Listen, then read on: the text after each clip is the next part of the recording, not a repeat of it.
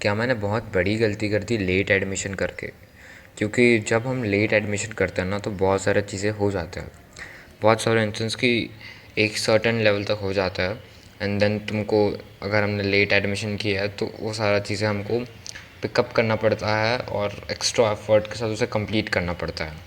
But scene कैसा है कि बहुत लोग जो कि रेगुलर आते हैं स्टिल उनका इनकम्प्लीट होता है और वो लोग पीछे चल रहे होते हैं।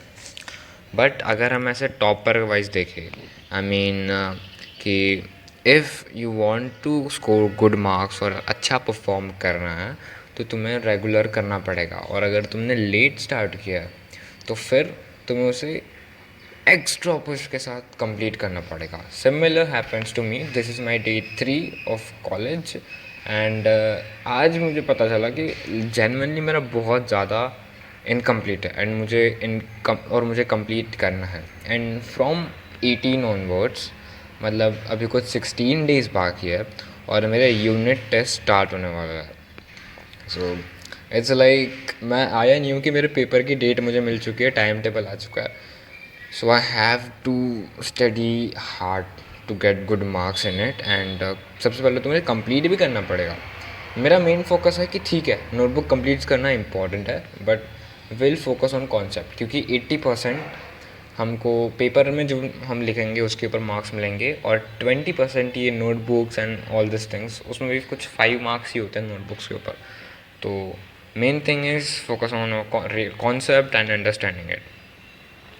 बात करता है कि और क्या चीज़ चली, तो आई एम लाइक मैं थोड़ा धीरे धीरे करके लोगों को जान रहा हूँ एंड दोस्त बन रहा हूँ।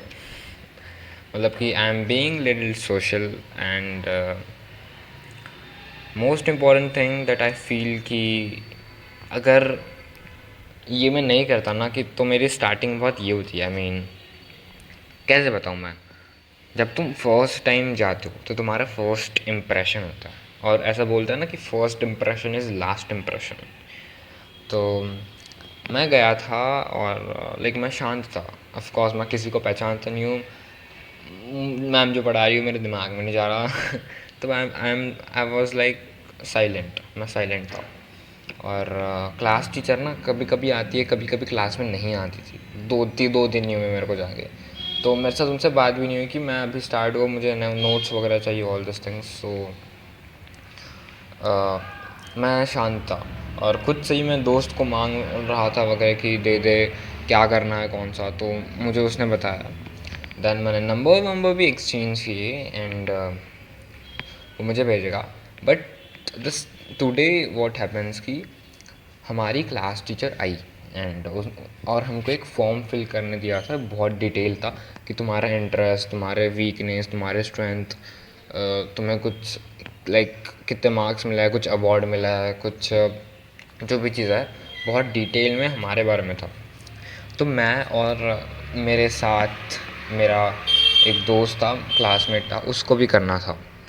तो व्हाट हैपेंस कि मैम ने तब चेक किया, हमने मैम को दिया, तो हम लोग ना, हमको जो समझ में आया हमने वो छोड़ दिया।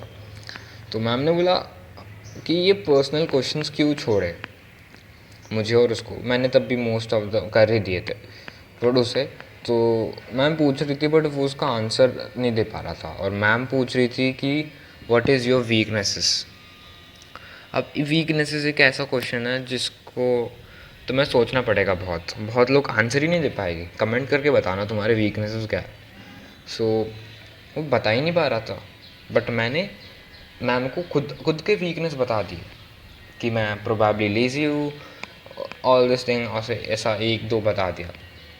सो इससे हमको पता चलता है कि उसकी पुअर डिसीजन मेकिंग स्किल है एंड ऑल दिस थिंग्स। सो फिर मेरा मैम से अच्छा लाइक वो बना कि हाँ, वरना तो मिलना ही नहीं हो रहा था। एंड उन्होंने मुझे बोला कि अब तुम लेट एडमिशन की हो तो कवर कर लेना सब कुछ, और अभी तुम्हारी यूनिट टेस्ट भी आ रही है, तो ऑल दिस थिंग्स अच्छा रिलेशन बिल्ड हुआ उनके साथ। एंड या that was my college and थोड़ा बहुत मैं बाहर इवेंट्स में वगैरह भी ध्यान दे रहा हूँ।